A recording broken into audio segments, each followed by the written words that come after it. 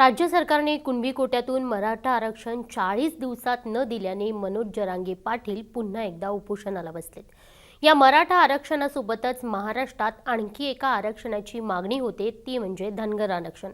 धनगर समाजाला आधीच आरक्षण आहे, पण अनुसूचित जमातीतून आरक्षण देण्याची मागणी धनगर समाजाची आहे। पण धनगर समाजाला अनुसूचित जमातीतून आरक्षण का हवंय? धनगर आरक्षणाचा नेमका प्रश्न काय आणि त्यात अडचणी नेमक्या काय? हे आरक्षण मिळवणं खरंच सोपी आहे का? हेच या व्हिडिओत पाहूयात। नमस्कार, मी भाग्यश्री राऊत आणि तुम्ही बघताय मुंबई तक। सध्या धनगर समाजाला महाराष्ट्रात भटके विमुक्त म्हणजेच एनटी प्रवर्गातून आरक्षण मिळते।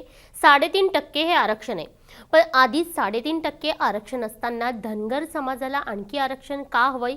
तर अनुसूचित जमातीला 60% आरक्षण आहे, त्यामुळे या 7% धनगर समाजाला आरक्षण हवंय।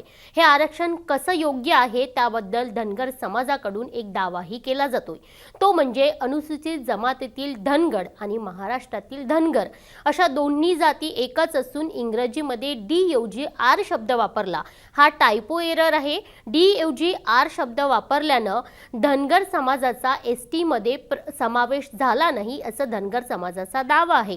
त्यामुळे आता सरकारने ही जी टायपो एरर आहे ती दुरुस्त करावी आणि धनगर समाजाला आरक्षण द्यावं अशी त्यांची मागणी आहे। पण मागणी केली आणि आरक्षण मिळालं हे इतकं सोपं आहे का? तर नाही। एखाद्या जातीचा आदिवासीमध्ये समावेश करायचा असेल तर ही प्रक्रिया फार अवघड आहे। एखाद्या समूहाला आदिवासी म्हणून ओळख देण्यासाठीचे नियम फार कठोर आहेत। त्याचे अधिकार राज्य सरकार, पंतप्रधान, राष्ट्रपती कोणालाही नाहीत, ते अधिकार संसदेला देण्यात आले आहेत। राज्यातील आदिवासी संशोधन आणि प्रशिक्षण संस्थेसारखे तज्ज्ञ ज्या समूहाचा जातीचा आदिवासींमध्ये समावेश करायचा आहे त्या जातीचा अभ्यास करतात। त्यानंतर आदिवासी विकास मंत्री आणि आदिवासी सल्लागार परिषद यांच्या अधिपत्याखाली उपसमितीकडे एक शिफारस पाठवली जाते। त्यानंतर राज्यातील कॅबिनेटने ही शिफारस मान्य करून पुढील कार्यवाहीसाठी ती केंद्राकडे पाठवली जाते। भारताचे रजिस्ट्रार जनरल आणि जनगणना आयुक्त तसेच national commission for scheduled tribe यांचीही मते मागवली जातात। ज्या जातीचा एसटीत समावेश करायचा आहे ती जात नसून जमात आहे हे सिद्ध होत असेल आणि तो समूह आदिवासींचे सर्व निकष पूर्ण करत असेल तरच घटना दुरुस्ती करून एखाद्या जातीचा एसटी मध्ये समावेश करता येतो। पण धनगर हे आदिवासींचे निकष पूर्ण करते हे सिद्ध झाल्याशिवाय त्यांना एसटी प्रवर्गातून आरक्षण मिळू शकत नाही। धनगर समाजाला एसटी कोट्यातून आरक्षण मिळण्यात आणखी नेमक्या काय अडचणी आहेत? धनगर आरक्षणाचा मार्ग कसा खडतर आहे त्यावरही एक नजर टाकूयात। धनगरांना एसटी प्रवर्गातून आरक्षण मिळण्याचा मार्ग अवघड असण्यामागे पहिलं महत्त्वाचं कारण म्हणजे संसदेतलं आदिवासी समाजाचं प्रतिनिधित्व। आदिवासी मतदार आणि त्यांचे विधानसभा आणि लोकसभा प्रतिनिधित्व राजकीय दृष्ट्या महत्त्वाचे आहे। महाराष्ट्रातील लोकसभेच्या 48 पैकी 4 जागा अनुसूचित जमातीसाठी राखीव आहेत आणि विधानसभेच्या 288 पैकी 25 जागा अनुसूचित जमातीसाठी राखीव आहेत। दुसरीकडे धनगरांना एसटीतून आरक्षण देण्यास आदिवासी समाजाचा विरोध आहे।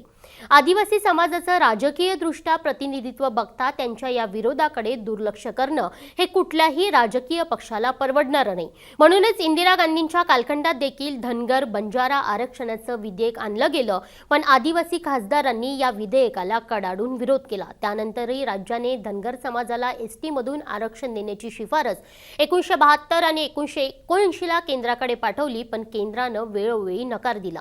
पण एखाद्या जातीचा अनुसूचित जमातीत समावेश करण्यासाठी काही निकष असतात आणि ते निकष धनगर जात पूर्ण करत नाही हे कारण केंद्राकडून त्यावेळी देण्यात आलं होतं।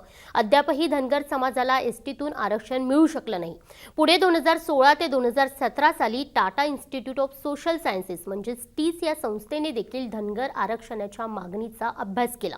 त्यांनी ऑक्टोबर 2017 मध्ये हा अहवाल जो आहे तो राज्य सरकारला दिला, पण या अहवालात देखील धनगर समाज आणि धनगड समाज हे दोन्ही वेगवेगळे असून धनगरांचा आदिवासीमध्ये समावेश करता येणार नाही असं नमूद असल्याचं बोललं जातंय। तसे काही मीडिया रिपोर्ट्सही त्यावेळी आले होते, पण या अहवालात अद्यापही काय आहे हे सरकारनं समोर आणलेलं नाही। आता पुन्हा धनगर समाजाला आरक्षण मिळावं ही मागणी जोर धरते। सरकार देखील आम्ही सकारात्मक आहोत असं सांगतात, पण आता मोदी सरकार धनगर समाजाला एसटी मधून आरक्षण देणार का हे बघणं महत्त्वाचं आहे। याबद्दल तुम्हाला नेमकं काय वाटतं हे आम्हाला कमेंट बॉक्समध्ये नक्की सांगा आणि अशाच व्हिडिओंसाठी मुंबई तकच्या YouTube चॅनलला सबस्क्राइब करायला विसरू नका। पाहत राहा मुंबई तक।